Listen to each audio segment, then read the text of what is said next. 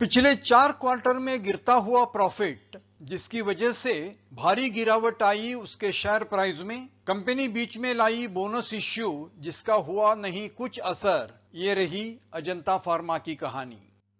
दुनिया भर मशहूर रही है Ajanta pharma as a speciality pharmaceutical company, जिसके सेगमेंट्स ऑप्थेल्मोलॉजी, डर्मेटोलॉजी, कार्डियोलॉजी और पेन मैनेजमेंट कंपनी के लिए भारी फायदेमंद रहे हैं।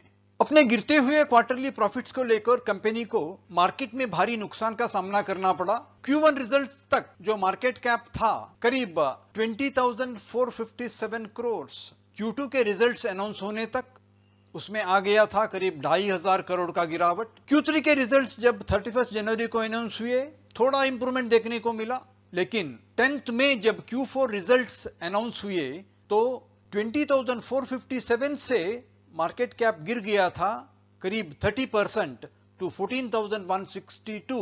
ये भारी नुकसान समझा गया शेयर होल्डर्स के लिए।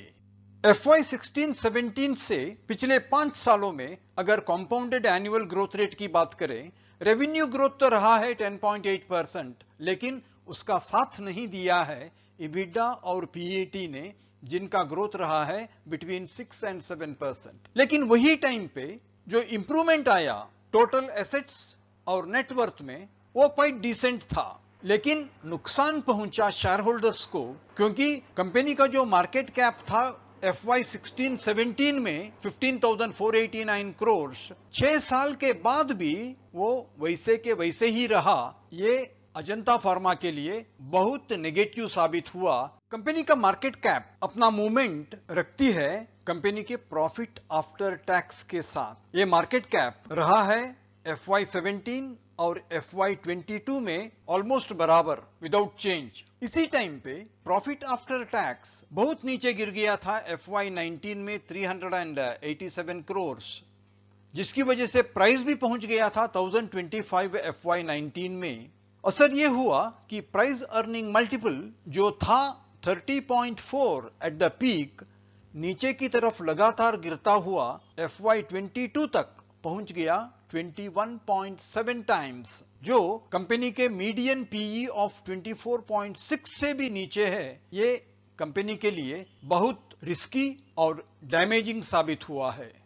कंपनी के Q4 के रिजल्ट्स और पिछले 3 क्वार्टर के साथ देखें तो रेवेन्यू में माइनर इंप्रूवमेंट आया है, लेकिन गिरावट देखने को मिला है लगातार क्वार्टर के बाद क्वार्टर EBITDA में, और साथ में EBITDA परसेंटेज में भी। EBITDA परसेंटेज में गिरावट भारी रहा है। क्वार्टर 1 में गिर गया 33% से 29%, क्वार्टर 2 में 10 करोड़ की गिरावट EBITDA में, लेकिन परसेंटेज में करीब 9% की गिरावट, और क्वार्टर 3 में एब्सोल्यूट अमाउंट में ज्यादा गिरावट नहीं है, लेकिन 3% से भी ज्यादा गिरावट आया EBITDA परसेंटेज में। और Q4 की बात करें तो डिजास्टर देखने को मिलता है, करीब 10% से भी ज्यादा गिरावट, और EBITDA परसेंटेज में जो गिरावट आया वही रेशियो में मार्केट प्राइस में भी गिरावट देखने को मिला। कंपनी के गिरते हुए परफॉर्मेंस के पीछे 2 रीजंस थे, एक जियोग्राफी वाइज रेवेन्यू, दूसरा input inflation. Geography wise India में रेवेन्यू का शेयर 28.6 से बढ़कर 29.9 हो गया। उसके इंस्टीट्यूशनल सेल्स जो ज्यादा प्रॉफिटेबल हैं वो बरकरार रहे।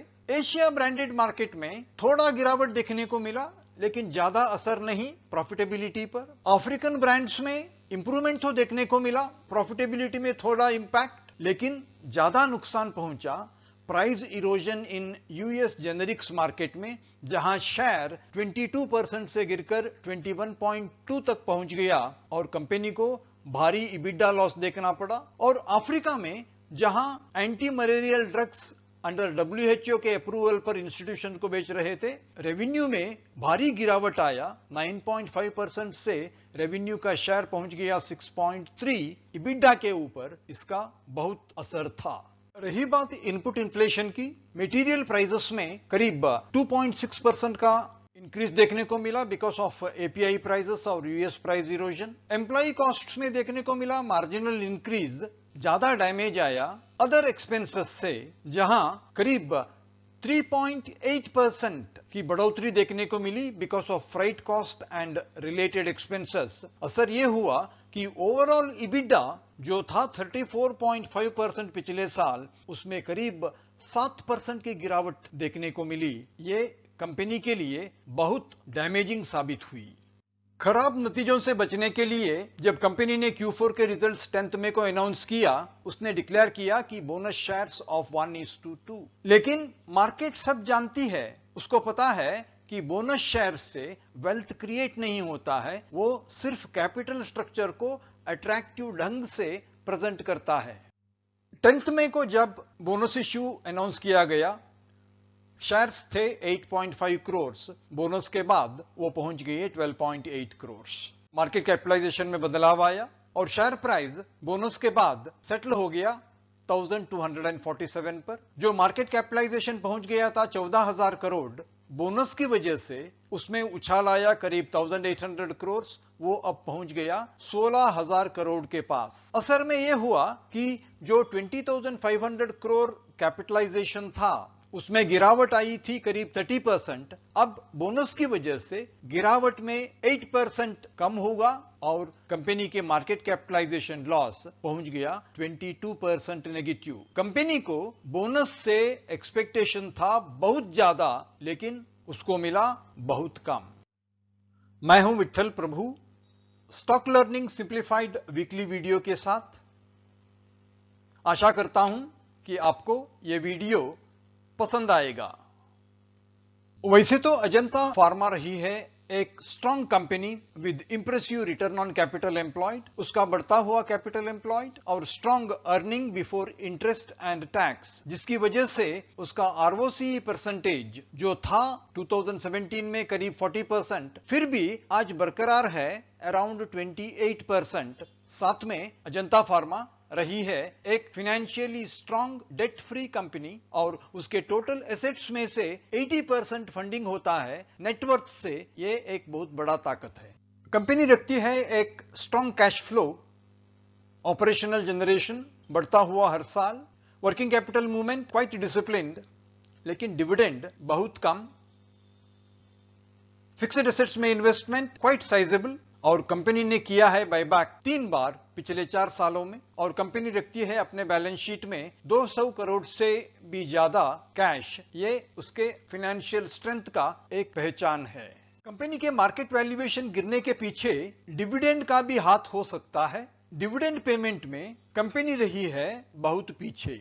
उसका एवरेज पे आउट रेशियो पिछले 6 सालों में रहा है करीब 15%। डिविडेंड यील्ड 1% से भी कम है और यही कारण हो सकता है इन्वेस्टर इंटरेस्ट अजंता फार्मा में ज्यादा देखने को नहीं मिलता है। कंपनी के शेयर होल्डिंग पैटर्न कुछ खास है। क्लीन प्रमोटर होल्डिंग रहा है स्ट्रॉन्ग 58.8%, लेकिन इसके साथ एक नेगेटिव कंपोनेंट भी है जो है प्लेज्ड प्रमोटर होल्डिंग जो 11.7%, पिछले साल से 0.8% ज्यादा। म्यूचुअल फंड्स ने अपना होल्डिंग बढ़ाया है करीब 1% से। एफपीआई के होल्डिंग में भी मार्जिनल इंक्रीज। इंश्योरेंस और retail and others compensating holding रखते हैं, लेकिन कंपनी का रिस्क है प्रमोटर प्लेज होल्डिंग से, जो एक वेल्थ डिस्ट्रॉयर बन सकता है। कहीं बोरोवर डिफॉल्ट हो और क्रेडिटर कंपनी के शेयर्स को मार्केट में डिस्ट्रेस सेल करें। अजंता फार्मा रही है क्वाइट स्ट्रांग, उसके पास है ताकत in terms of improving operational leverage और उसके ब्रांडेड बिजनेस पर फोकस से इबिडा मार्जिन्स में ज्यादा इंप्रूवमेंट बहुत जल्द आ जाएं। लेकिन कंपनी फेस कर रही है प्रॉब्लम डिलेड एफडीए इंस्पेक्शन की, जिसकी वजह से उसके नए प्रोडक्ट देरी से मार्केट में आ रहे हैं और उसको कंटिन्यूअसली प्राइस इरोजन का सामना करना पड़ रहा है यूएस मार्केट में। आशा करते हैं अजंता फार्मा पर इस प्रस्तुति आपको पसंद आया हो। ऐसे ही इंफॉर्मेटिव वीडियो आप पा सकते हैं at info card on stock learning simplified. हमें इंतजार रहेगा आपके लाइक्स, शेयर्स और कमेंट्स का। अगर आप इस चैनल के लिए नए हैं तो कृपया सब्सक्राइब करें और प्रेस करें बेल आइकॉन, ताकि हमारे आने वाले वीडियोस के इंटीमेशन आप तक टाइम पे पहुंचे। आपके वैल्यूएबल टाइम, काइंड सपोर्ट और कंटिन्यूड इंटरेस्ट के लिए बहुत बहुत धन्यवाद। इस वीडियो का पर्पस सिर्फ इंफॉर्मेशन, एजुकेशन और अवेयरनेस है। इसका किसी सॉलिसिटेशन और रिकमेंडेशन टू बाय, सेल और होल्ड सिक्योरिटी से संबंध नहीं है। आपके जरूरत के मुताबिक कॉम्पिटेंट प्रोफेशनल एडवाइस हमेशा ले लें।